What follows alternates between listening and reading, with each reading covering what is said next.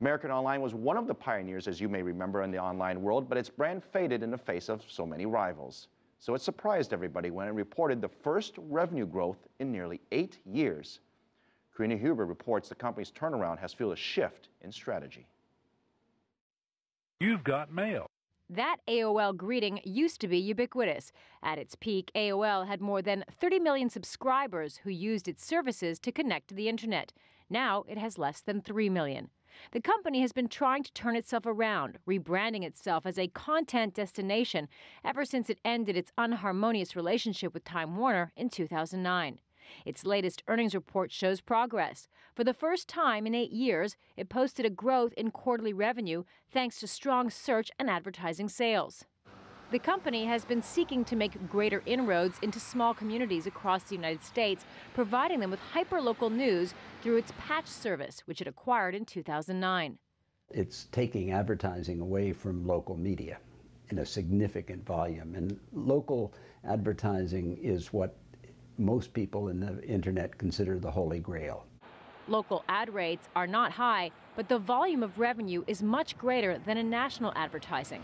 Another prime asset, the Huffington Post, bought from founder Arianna Huffington for $315 million in 2011. Most people I know in the media business look to Huffington Post on a regular real-time basis to find out what is the story of the moment. They're ahead of just about every other media company.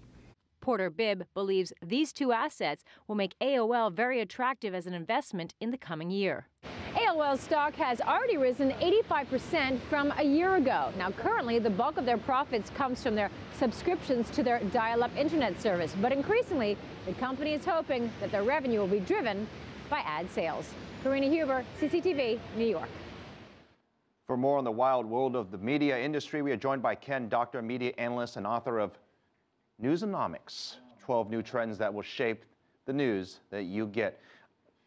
Ken, welcome very much to Biz Asia America. Hope you are well. I want to ask you about these earnings first. I mean, there's a lot to talk about, but Time Warner and News Corp revealed the widening gap between the fast-growing cable TV business and also the publishing business.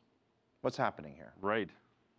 Well, what's happening is we're seeing what I call a great crossover here, where the world of advertising that supported journalism, supported news, supporting media is changing rapidly.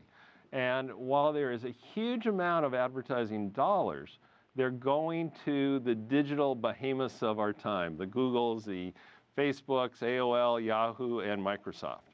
And the publishers, especially, as we saw the New York Times and the News Corp returns of the last year, are getting less and less of that digital money, and the print money is going away. So we're seeing that advertising is much less of a support for the news companies, and surprisingly, it's reader revenue that is the good news story for the New York Times and News Corp. Ken, who would you rather be? You want to be the person making the news, or do you want to be the person disseminating the news? Being in the distribution business is a far better business at this point. If you can get and use other people's content and buy that or rent that at a cheap price, you're going to be in a much better business with a much better margin. That said, it's the uniqueness of the business, the New York Times business, and even Netflix. You look at Netflix, and this week it is debuting House of Cards with Kevin Spacey. It has unique content, and this unique content is what is driving consumers to pay Netflix for it. Same thing, Hulu Plus. If you have unique content, if you are the biggest global media company, news company, or a little weekly, people will pay you for it. I mean, so Ken, we're having a revolution. That brings up a good point. You know, I've got kids, and they don't watch TV anymore. And so many other parents I talk to, the kids, I mean, who's watching TV? What's going to happen in 5 years? What's going to happen to television? Is it all going to be on a Hulu, Netflix model where you're on a tablet and you punch up and you click on something and you see clips of like the interview we're doing right now, or are people still going to watch a 1 hour show? Well, it's already moving, and we're already seeing that cable subscriptions are starting to even out and even decline, same with satellites. So TV and video, we see these as two separate things in our age. If you are a younger person, you don't see them as being separate. You push the little play button, which remember that little triangle didn't work that well a few years ago. It works now on your tablet or your smartphone or your computer. And so while people will watch longer form, shorter form is definitely in.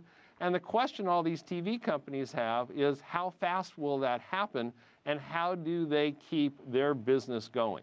So we're in that kind of transition as well. The New York Times seeing a boost in revenue, and there's so many different newspapers and traditionally print media, if you will, and they're going to the digital media, but they're also adding a lot of video. I mean, this is stuff traditionally television stations do. So you can go to the New York Times website, you can go to the Washington Post website, and there's all kinds of video. But at the same time, television networks are adding more print content. Is it just going to be one big, giant media industry, or is there still going to be segregation? Well, it's interesting. So in the industry, we call it multi-platform. For the user, it is totally intuitive, and especially for a 10-year-old or a 15-year-old. You want to read words, you want to listen, you want to watch. And the tablet is the personification of that right now, where you can do any of those three things. So the TV companies have their core video, the newspapers have their core text, and yes, everyone is rushing toward the same future. Wall Street Journal and Rupert Murdoch announced that they are looking at $1 billion investment in video. And this is a newspaper that didn't have photographs 10 years ago. I was warned by some, Ken, I was warned by some media experts to keep these interviews short because attention span is shortening every single year. I know it's kind of funny, but on a more serious note, what is the attention span of someone who goes online to whether they're watching live news or they're watching a sitcom, for example? Has it really gotten shorter? We don't think that it really has. We think that things like smartphones are fit for short reading. But the tablet shows research that readers and viewers watch long form, they read longer stories. So it's very much tied to the medium.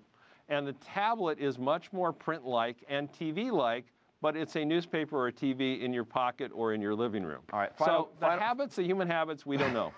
Final question for you. If you were advising, whether it's NBC News or American Online's Huffington Post, whether it's print or television, companies got to plan years out in advance. So in the next 5 years, what do you see the landscape to be for television news? I think it's video forward. It still leads with pictures and it's followed by text. And I think that's the same way that the print companies are going to go as well. That's where the money is, and that's how we are programmed as humans to watch pictures first. Ken Doctor with a very good interview. Thank you very much, author of Newsonomics. Quite welcome.